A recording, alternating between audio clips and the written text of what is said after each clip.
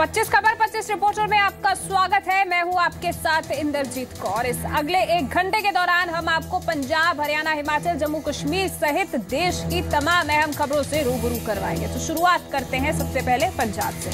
पंजाब के मुख्यमंत्री सरदार प्रकाश सिंह बादल अमृतसर सौंदर्यकरण प्रोजेक्ट का उद्घाटन करने के लिए पहुंच चुके हैं और इस प्रोजेक्ट के तहत बंटवारे के दर्द को दिखाते हुए एक म्यूजियम से लेकर लोकतंत्र के मंदिर, संसद का एक मिनिएचर भी बनाया गया है। साथ ही इस प्रोजेक्ट में पंजाब का भांगड़ा और गिद्धा भी नजर आ रहा है। भारत पाक बंटवारे के दर्द को दिखाते हुए म्यूजियम के बाद भारतीय संसद का मिनिएचर रूप देखने के बाद जो संगत यहां पर आएगी, उसके बाद यहां पर पंजाब के अमीर विरसे को दर्शाता हुआ भंगड़ा, जो भंगड़े के यहाँ पर जो है स्टैचू लगाए गए हैं। नौजवान जो हैं, पंजाबी नौजवान भंगड़े किस तरह से भंगड़ा करते हैं, क्या महत्व है भंगड़े का, तो उसको दर्शाते हुए यहाँ पर स्टैचू लगाए गए। और अगर भंगड़े की बात हो और गिद्धे की बात ना हो, ये हो ही नहीं सकता। इसके साथ साथ यहाँ पर अमीर विरसे में जो गिद्धे की जो महत्ता है, उसको दिखाते हुए यहाँ पर पंजाबी मुटियारे जो हैं उनके भी यहाँ पर स्टैचू लगाए गए हैं। और ताकि जो लोग यहाँ पर आते हैं, जिन्हें पंजाब के कल्चर के बारे में नहीं पता है, वो यहाँ पर आकर पूरी तरह से पंजाबी विरसे, अमीर विरसे की यहाँ पर झलक देख सके। और इसके साथ साथ मंशा ये भी है कि जो लोग यहाँ पर एक बार आए, यहाँ की ऐतिहासिकता को देखें, पंजाब के अमीर विरसे को देखें और देखने के बाद वो आकर्षित होकर दोबारा यहाँ जरूर आए। राजन गोसाई, जी मीडिया, अमृतसर। पंजाब सरकार ने प्रदेश में 3 साल पूरे कर चुके कच्चे कर्मचारियों को बड़ा दिवाली तोहफा देते हुए उन्हें पक्का करने का फैसला लिया है। पंजाब सरकार ने राज्य के 27,000 कच्चे मुलाजमों को पक्का करने का एक बड़ा फैसला लिया है। पंजाब सरकार ने दिवाली से पहले प्रदेश के 27,000 कच्चे कर्मचारियों को बड़ी सौगात दी है। पंजाब कैबिनेट ने कच्चे कर्मचारियों की नौकरी पक्की करने के साथ ही आउटसोर्सिंग कर्मचारियों को कॉन्ट्रैक्ट पर ही रखे जाने का फैसला लिया है। पंजाब के कर्मचारियों में एक बहुत बड़ा दिवाली का तोहफा दिता गया। इस दे अंदर जितने कर्मचारी थ्रू रेगुलर प्रोसेस भर्ती हो सी प्रोसीजर नाल और उन्होंने 3 साल की सर्विस हो चुकी है। At the time of recruitment they were qualified for the post. उन्होंने सारे कोई 27,000 के करीब कर्मचारी हैं जिन्होंने फैसला करता कि उन्होंने रेगुलर करता जाए कि भी ਜਿਹੜੇ आउटसोर्स कर्मचारी हैं उन्होंने ठेके ते एनरोल कर लिया जाएगा। ऑफ कोर्स उन्होंने देख के सारा भी जे 3 साल की उन्होंने जिन्होंने सर्विस होगी थ्रू आउटसोर्स उन्होंने ठेके ते कंट्रैक्चुअल ईयरली कंट्रैक्ट ते उन्होंने भर्ती करता जाएगा।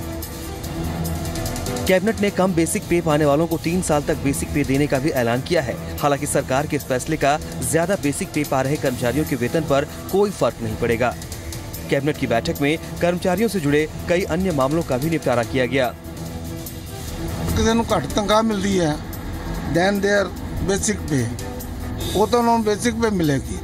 अगर किसी को बेसिक पे तो वध तनख्वाह मिलती है, वो तो कोई कटौती नहीं लगाई जाएगी, घटाई नहीं जाएगी, उन्होंने तनख्वाह फ्रीज करती। बट अदर बेनीफिट्स ਜਿਹੜੇ ਉਹਨਾਂ ਨੂੰ ਬੰਦੇ ਆ ਉਹ 3 ਸਾਲ ਦੇ ਬਾਅਦ ਮਿਲ, ਜਿਹਦੇ ਕਿ ਜਿਹੜੇ ਕੰਪੈਨਸੇਸ਼ਨ ਗਰਾਊਂਡ ਦੇ कर्मचारियों की बहुत सारे केस पेंडिंग पे वो फैसला किया कि 15 नवंबर तक उन्होंने सारे दे केस क्लीयर किए जान, जो डिजर्व करते हैं, क्वालीफाइड हैं, जो भी उन्होंने क्वालिफिकेशन, जो रूल्स कहते हैं, जो कानून कहता है कि केड़ी उन्होंने सर्विस देनी है, जो भी बनती है वो बनती नौकरी सारे देती। इससे पहले पंजाब सरकार ने धरना प्रदर्शन कर रहे कर्मचारियों को जल्दी उनको पक्की नौकरी देने का भरोसा दिया था।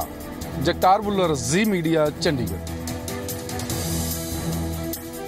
चंडीगढ़ में आज मुख्य चुनाव आयुक्त मीडिया से मुखातिब हुए। चुनाव आयुक्त की टीम ने 3 दिनों में अलग अलग सियासी पार्टियों और विभागों के साथ मीटिंग की और चुनाव आयुक्त ने दावा किया कि पंजाब में निष्पक्ष चुनाव करवाया जाए।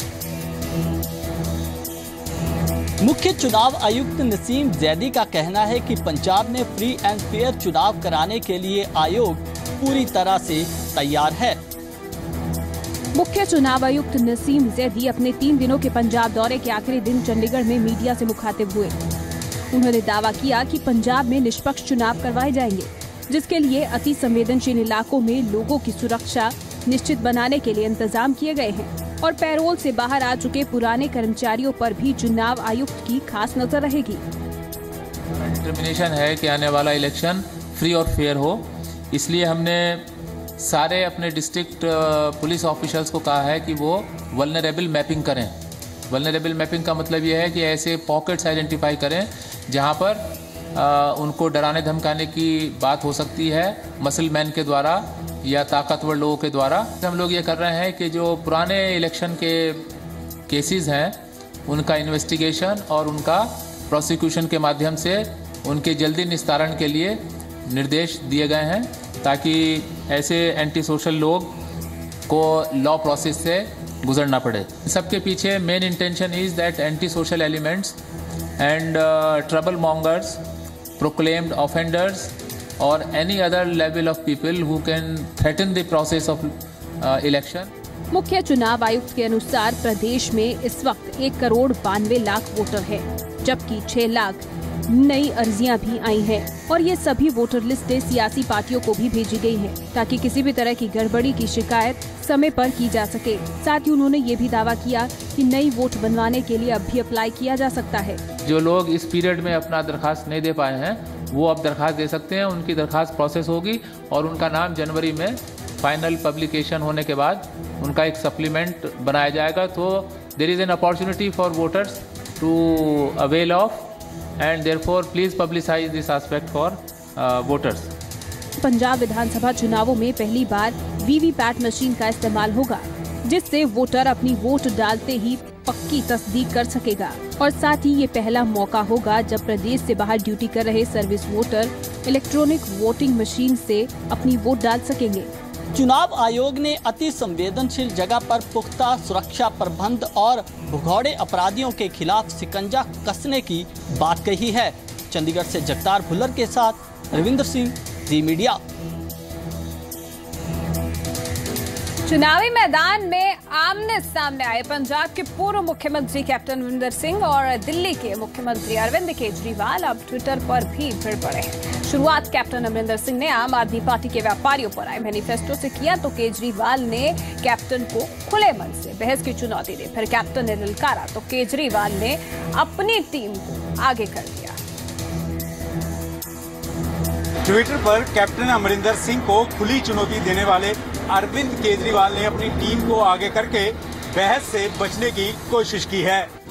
पंजाब में हर मैदान चुनावी दंगल में तब्दील होता जा रहा है।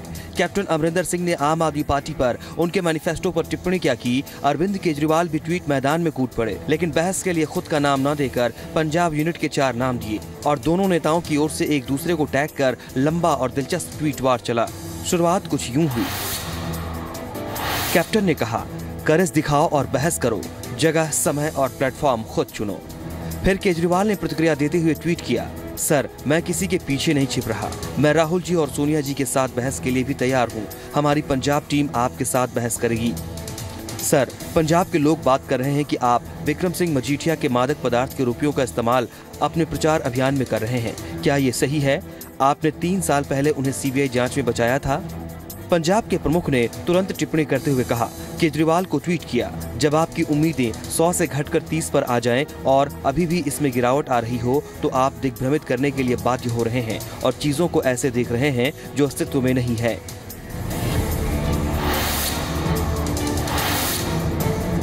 केजरीवाल ने ट्वीट किया, सर अच्छा होता आप हमारी पंजाब टीम से डिबेट को तैयार हो जाते।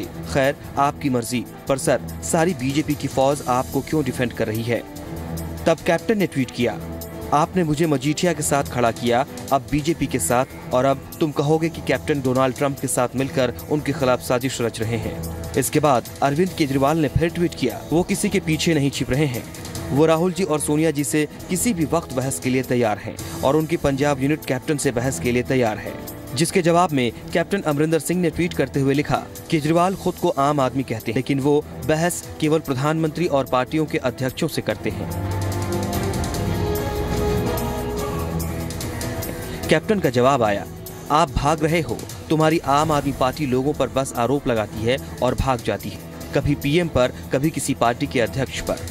अमरिंदर सिंह ने दूसरे ट्वीट में लिखा है, पंजाबी सामने से मुकाबला करना पसंद करते हैं, न कि पीछे से। साथ ही उन्होंने ये भी कहा, इस ट्वीट के साथ अरविंद केजरीवाल ने मान लिया कि वो खुली बहस में उनका सामना नहीं कर सकते। पंजाब की सियासत से इतर भी कैप्टन केजरीवाल की ट्वीट की खूब चर्चा है, जिसमें केजरीवाल कैप्टन से मुकाबले में पीछे हटते नजर नहीं आए। दरअसल बहस की चुनौती खुद केजरीवाल ने कैप्टन अमरिंदर सिंह को दी थी। जब कैप्टन ने इसे स्वीकार किया तो केजरीवाल ने सिर्फ राहुल और सोनिया से बहस करने की बात करने लगे। कैमरामैन गोपाल के साथ पंकज कपाही, जी मीडिया, दिल्ली। कैप्टन अमरिंदर सिंह और केजरीवाल के बीच शुरू हुए ट्वीट वार पर अब सियासत गरमा गई है। पंजाब कांग्रेस प्रभारी आशा कुमारी ने केजरीवाल पर बहस करने की चुनौती से बचने का आरोप लगाया है। कैप्टन अमरिंदर सिंह और अरविंद केजरीवाल के सियासी ट्विटर वॉर में कांग्रेस और बीजेपी भी कूद पड़ी हैं। पंजाब कांग्रेस की प्रदेश प्रभारी आशा कुमारी ने अरविंद केजरीवाल पर डिबेट से भागने का आरोप लगाया है। उन्होंने कहा कि केजरीवाल आमने सामने की लड़ाई नहीं लड़ सकते। उन्होंने कहा कि केजरीवाल शायद भूल रहे हैं कि कैप्टन अमरिंदर सिंह पंजाब के मुख्यमंत्री रह चुके हैं और उनके पास सियासत का लंबा अनुभव है। देखिए, अरविंद केजरीवाल जी ने खुद ही इस बात को रखा और उन्होंने कुछ टिप्पणियां की अपने ट्विटर पे, जो कि अशोभनीय थी। कैप्टन साहब ने उनके डिबेट को पे आने के लिए स्वीकार किया और जब डिबेट की बारी आई तो केजरीवाल जी वहां उससे भाग रहे हैं। तो मैं तो ये देख रही हूँ कि केजरीवाल जी के पास बोलने को है ही कुछ नहीं। वो पीठ पीछे वार कर सकते हैं, सामने से खड़े होकर के फेस नहीं कर सकते सच्चाई को। कैप्टन और केजरीवाल की ट्विटर वॉर ने पंजाब बीजेपी को सियासी फायदा उठाने का मौका दे दिया है। बीजेपी नेता का कहना है कि दोनों की हालत एक जैसी है और कैप्टन को सूबे की जनता पहले ही आजमा चुकी है। एक अमरिंदर सिंह की सरकार से ਜਿਹੜੇ ਅੱਜ अपने सरकार के ਕੀਤੇ ਹੋਏ एक काम बारे चर्चा नहीं कर सकते। ਉਹਨਾਂ ਦੀ राजनीति सिर्फ ਇਹਨੂੰ फड़ के बंद करना आप करना कितना भी कुछ बोल नहीं सकते। दोनों झूठे वादियां 'ਚ विश्वास कर रहे हैं। अरविंद केजरीवाल ने जिन्हें झूठ बोल के दिल्ली के लोगों को गुमराह किया। आज दिल्ली का इन्ना बुरा हाल कि केजरीवाल साहब को दिल्ली छड़ के कदे पंजाब से कदे गोवा से कदे दूसरे सूबे से भजना पे है। केजरीवाल साहब जी, क्या आप पंजाब को वैसे ही चलाएंगे जैसे आपने दिल्ली को चलाया है? और अमरिंदर सिंह से एक सवाल पूछें कि अमरिंदर सिंह जी, क्या आप पंजाब को वैसे ही चलाएंगे जैसा आपने पहले चलाया है और मनमोहन सिंह और सोनिया गांधी ने हिंदुस्तान को चलाया है? ये सवाल पूछना चाहिए, बहुत ही क्लियर है। पंजाब कांग्रेस प्रधान और आम आदमी पार्टी संयोजक के बीच ट्विटर वार पर बीजेपी स्कोर करने में जुटी हुई है। दिल्ली से पंकज कपाही के साथ राजन गोसाई, जी मीडिया। आशा कुमारी ने आज राहुल गांधी से मुलाकात की। आशा कुमारी ने राहुल गांधी से मुलाकात कर पंजाब के साथ साथ चंडीगढ़ नगर निगम चुनाव को लेकर भी चर्चा की।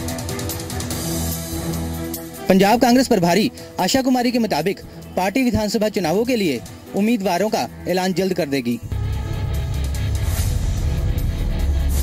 पंजाब कांग्रेस के बाद चंडीगढ़ कांग्रेस का प्रभार देखने की जिम्मेदारी भी आशा कुमारी के कंधों पर आ चुकी है। नई जिम्मेदारी सौंपे जाने के बाद आशा कुमारी ने दिल्ली में पार्टी उपाध्यक्ष राहुल गांधी से मुलाकात की। उन्होंने बताया कि चंडीगढ़ में नगर निगम के चुनाव होने हैं।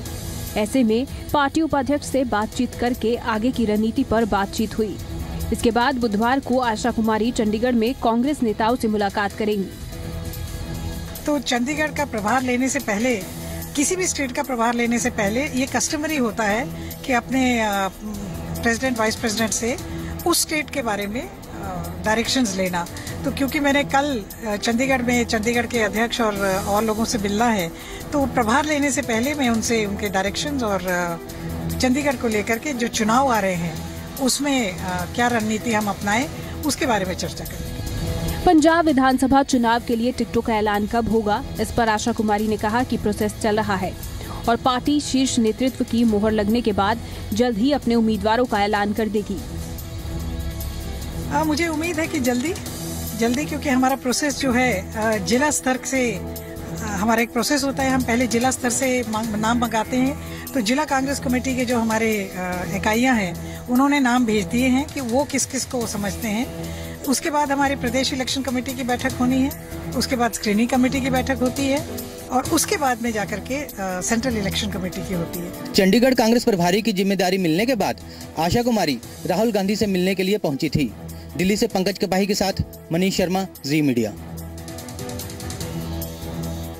हरियाणा में स्वर्ण जयंती कार्यक्रम को लेकर सरकार तैयारियों में जुटी है और इस बीच सरकार ने पूर्व मुख्यमंत्री, पूर्व विधायकों और पूर्व मंत्रियों को भी समारोह में शामिल होने का न्योता भेजा है। लेकिन सवाल ये है कि क्या जेबीटी भर्ती घोटाले में जेल में बंद पूर्व मुख्यमंत्री ओम प्रकाश चौटाला कार्यक्रम में शिरकत कर पाएंगे?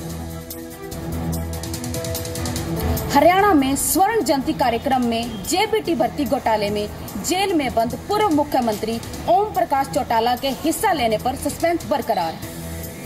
हरियाणा में स्वर्ण जयंती समारोह की रौनक देखने को मिल रही है। प्रदेश के सभी कैबिनेट मंत्री, विधायक, बीजेपी के नेता और प्रशासनिक अधिकारी इस कार्यक्रम को सफल बनाने के लिए दिन रात एक किए हुए हैं। 3 और 4 नवंबर को मनाए जा रहे स्वर्ण जयंती कार्यक्रम में प्रदेश के सभी पूर्व मुख्यमंत्रियों, सभी पूर्व मंत्रियों और सभी पूर्व विधायकों को न्योता भेजा गया है।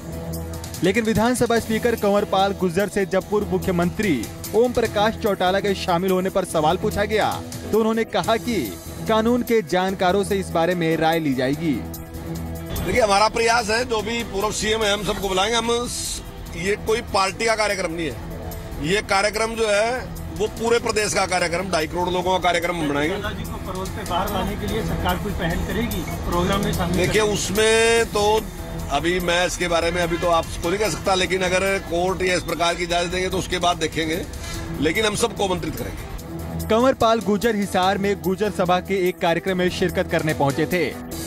विधानसभा स्पीकर ने माना कि गुर्जर समाज नौकरियों और बिजनेस के क्षेत्र में पिछड़ा हुआ है, ऐसे में समाज को आगे बढ़ना होगा। उन्होंने जोर देते हुए कहा कि गुर्जर समाज को लड़कियों की शिक्षा पर ध्यान देना चाहिए।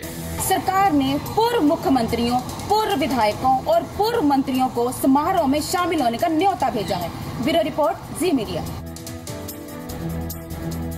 हिमाचल कांग्रेस के प्रभारी अंबिका सोनी ने साफ संदेश दिए हैं कि हिमाचल में अगर कांग्रेस सत्ता में आई तो वीरभद्र सिंह ही मुख्यमंत्री होंगे।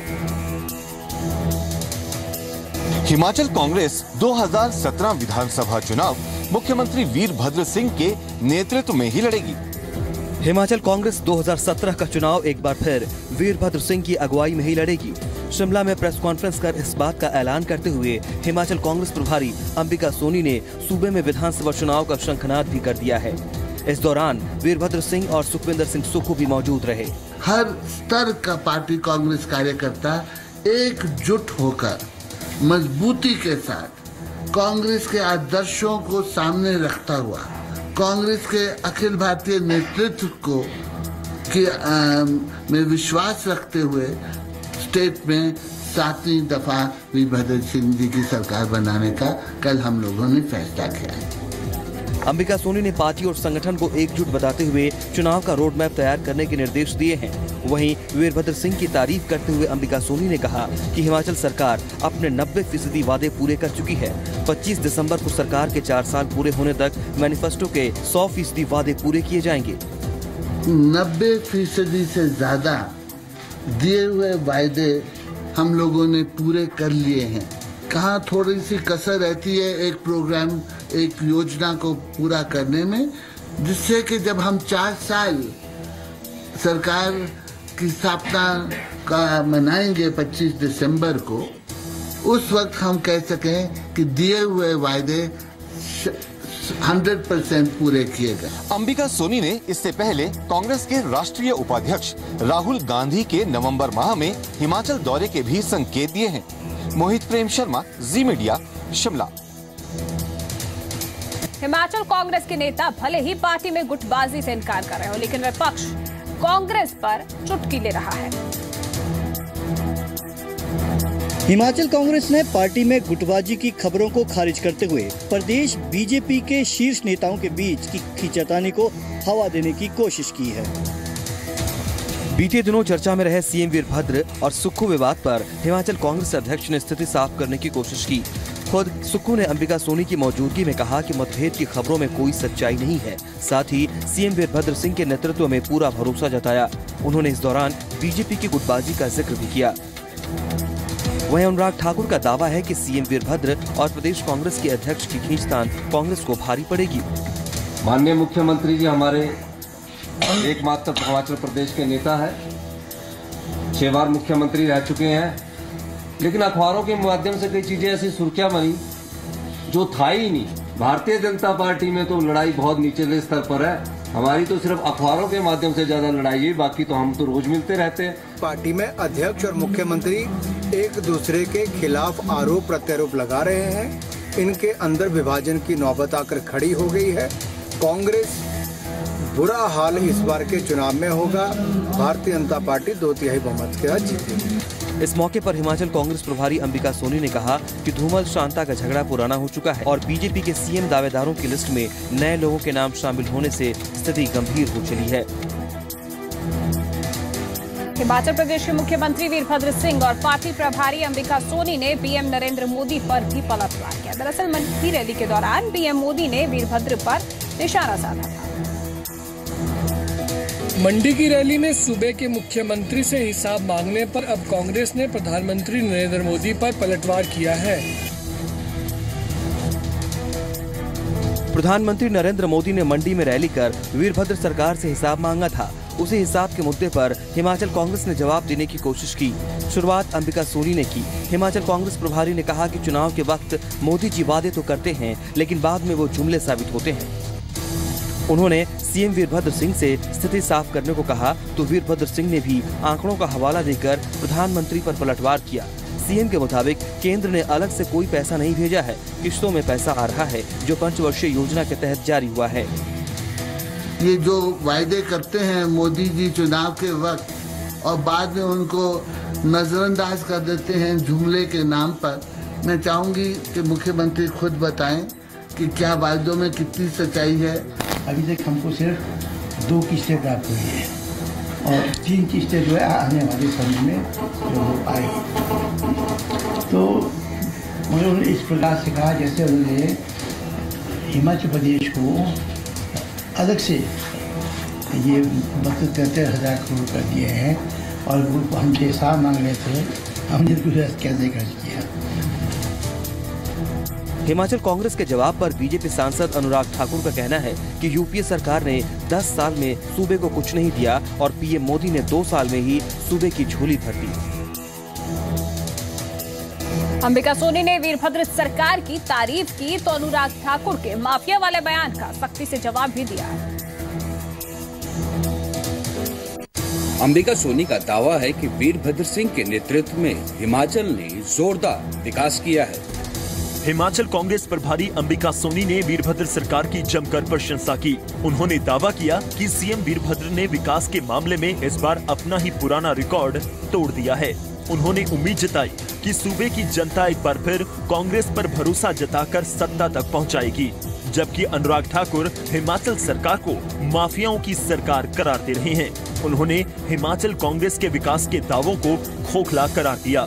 जितना काम पिछले 4 साल में हुआ है वो आज तक, हालांकि वीरभद्र जी ने 5 दफा पहले सरकार बनाई है, 6ठी दफा है, उससे भी ज्यादा।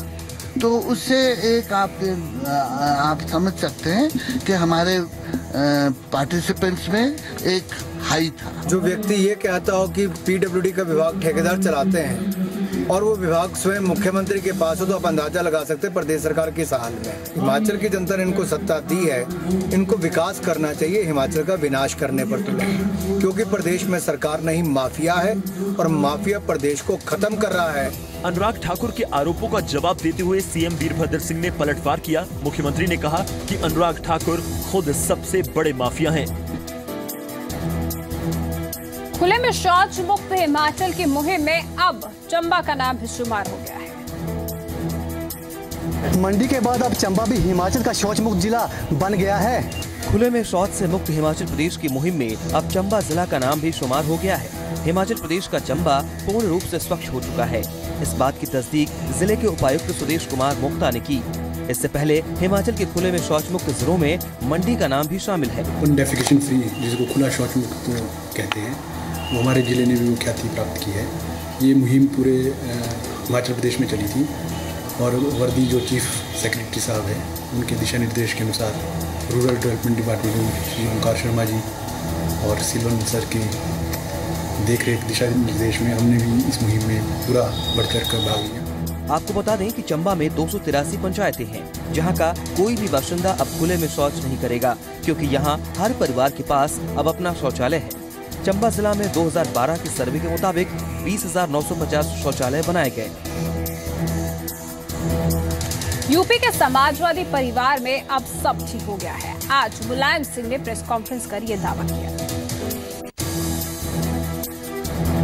उत्तर प्रदेश में जो घमासान मची है समाजवादी पार्टी में, उस पर बात करते हैं बीजेपी सांसद साक्षी महाराज से। साक्षी जी, मुलायम परिवार में अभी लग रहा है कि युद्ध विराम की स्थिति है, लेकिन जंग अभी भी जारी है, सुलह की स्थिति नहीं दिख रही है वहाँ। ये निश्चित है कि कभी जंग बाहर दिखाई देती है, पर अभी जंग अंदर जारी है। दोपहर 3 बजे मुलायम सिंह यादव, शिवपाल यादव समेत समाजवादी पार्टी के कई बड़े नेता प्रेस कॉन्फ्रेंस के लिए पहुंचे। मुलायम ने कहा अखिलेश सीएम बने रहेंगे, अमर सिंह पार्टी से नहीं निकाले जाएंगे। 2017 में बहुमत मिलने पर मुख्यमंत्री का नाम तय होगा। कोई आपत्ति आगे रहेंगे, आज मुख्यमंत्री है अखिलेश, तो मुख्यमंत्री के लिए किसी को आपत्ति नहीं देता हूँ, कोई आपत्ति नहीं। अमर सिंह को बीच में क्यों लाते हैं? वो बाहर के कुछ लोग अमर सिंह के लिए लाते हैं, उनको आप पीछे यूज करें। हमारा बहुमत करिए और बहुमत हो जाएगा तब पीछे किसको बनाना है, अभी तो हमें बहुमत करना है। मुलायम सिंह ने कहा कि बर्खास्त मंत्रियों के बारे में फैसला अखिलेश यादव ही करेंगे। मुलायम सिंह ने कहा कि पार्टी एक है, पूरा परिवार एक है।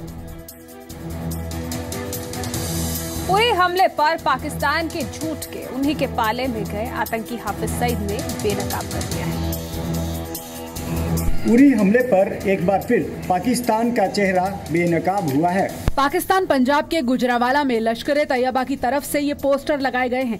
इन पोस्टर्स के मुताबिक लश्कर ने उरी हमले में मारे गए आतंकियों के लिए गायबाना नमाज का कार्यक्रम रखा है। पोस्टर में लिखा है, लश्कर तैयबा के शेरदिल मुजाहिद मोहम्मद अनस उर्फ अबू सिराका की गायबाना नमाज जनाजा मंगलवार 25 अक्टूबर अस्र की नमाज के बाद अदा की जाएगी। मकाम पता सदाबहार नर्सरी, नवाब चौक, बड़ा नाला, गिरचाख, गुजरावाला, पंजाब, पाकिस्तान। पाकिस्तान ने अभी तक नहीं माना था कि उड़ी का अटैक उन टेररिस्ट ने किया है जो पाकिस्तान की धरती से आए थे। अब ये साफ सबूत है, वो भी हाफिज सईद की जो ऑर्गेनाइजेशन है, हाफिज सईद जो उनका एक अनऑफिशियल नुमाइंदा है जो पाकिस्तानी आर्मी से, पाकिस्तानी ISI से मिल के काम करता है। अगर LET ने हमला किया है जो वो खुद मान रहे हैं, तो इसमें साफ जाहिर है कि पाकिस्तान की रेजीम ने हमला करवाया। 18 सितंबर को उरी सेक्टर में आर्मी ब्रिगेड हेडक्वार्टर पर हुए आतंकी हमले में 20 जवान शहीद हो गए। घर में आग लगी है, लेकिन पाकिस्तान अपनी हरकतों से बाज नहीं आ रहा। आज भी पाकिस्तान की तरफ से लगातार सीज फायर का उल्लंघन किया गया। राजौरी के नौशेरा और जम्मू के आरसपुरा सेक्टर में पाकिस्तान की तरफ से लगातार सीज फायर उल्लंघन हो रहा है। सीमा पार से गोलाबारी हो रही है, मोटार भी दागे जा रहे हैं। सर फायर कोई 10 बजे दी सवेरे स्टार्ट हुई, मतलब काफी दुनिया बाहर गई थी ते बड़े इयां परेशान होइए लोग आए ना, डंगर लोग के भुखे मरे दिन के पान। आरसपुरा के सुचेतगढ़ इलाके में एक ही परिवार के 7 लोग पाकिस्तान की गोलाबारी में घायल हो गए।